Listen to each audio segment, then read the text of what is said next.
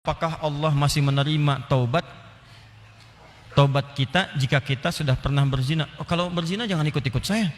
Kita zina sama pelacur. Gini,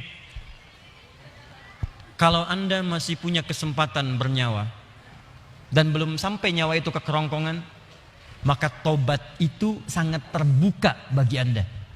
Kecuali kalau nyawa sudah sampai ke kerongkongan, segera kembali. Bahkan ada ayat yang khusus diturunkan untuk pertanyaan Anda ini. Ayatnya ayat ke-53, surahnya surah ke-39. Ayat itu diturunkan untuk menjawab seseorang yang terlibat dengan pertanyaan Anda seperti ini dan dia mau tobat. Maka Allah turunkan ayat kuliah, ibadiyalladzina asrafu ala anfusihim la taqnatu min rahmatillah. Katakan Muhammad pada hamba-hambaku yang telah berbuat israf. Di antara israfnya mengerjakan perbuatan dosa besar. Dosa besar di antaranya zina.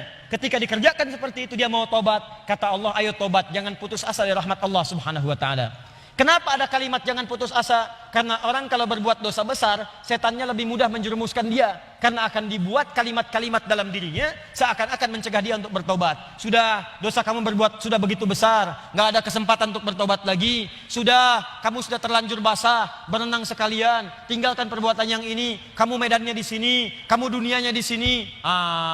Kata Allah, itu semua tidak benar. Saya itu adalah Tuhan rahmat, bukan Tuhan ghadab. Rahmat saya melebihi ghadab yang ada dalam diri saya. Maka rahmat itu manfaatkan.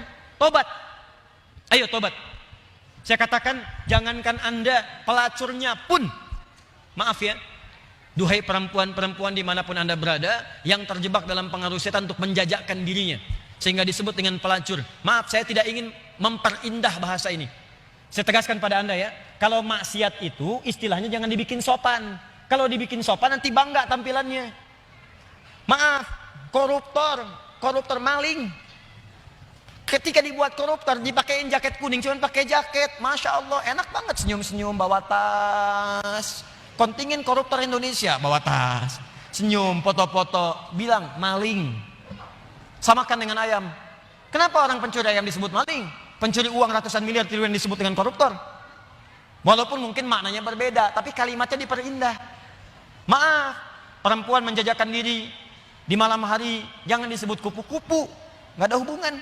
Kupu-kupu aja nggak begitu. Ya, sebut aja dengan bahasa yang menjijikkan itu sehingga orang menjauhinya. Pelacur, selesai. Laki-lakinya apa? Jangan dipersempit. Buaya aja nggak begitu. Udah sebut aja misalnya pria jahat, pria buruk, pria pezina, selesai. Tuh pria pezina tuh. Bukan itu hidung belang, hidungnya sama.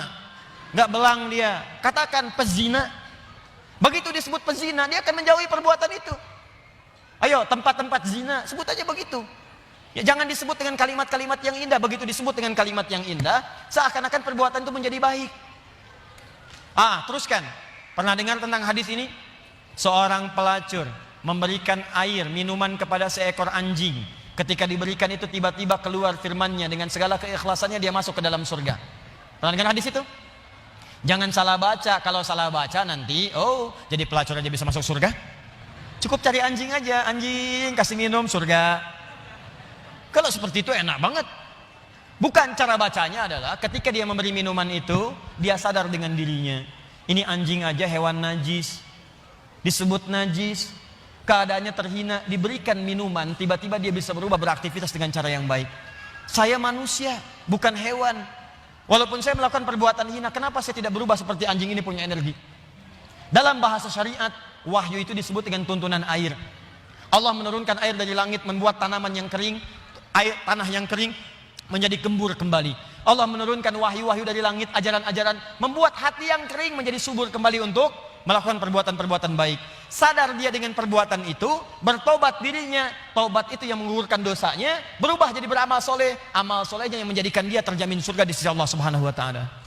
Pelacur, tobat, masuk surga. Pembunuh 100 orang, tobat, masuk surga. Maka saya ajak orang yang pernah berbuat perbuatan semacam ini, ayo tobat. Ada kesempatan. Dan jangan ditampakkan. Maksiat yang tampak hanya mengundang bencana. Ini sekarang ini sudah banyak nih. Saya perhatikan orang bangga berbuat maksiat. Awas, hati-hati. Homoseksual, lesbian, LGBT, macam-macam sudah bangga bikin kontes, bikin macam-macam, ngundang musibah tuh. ngundang musibah.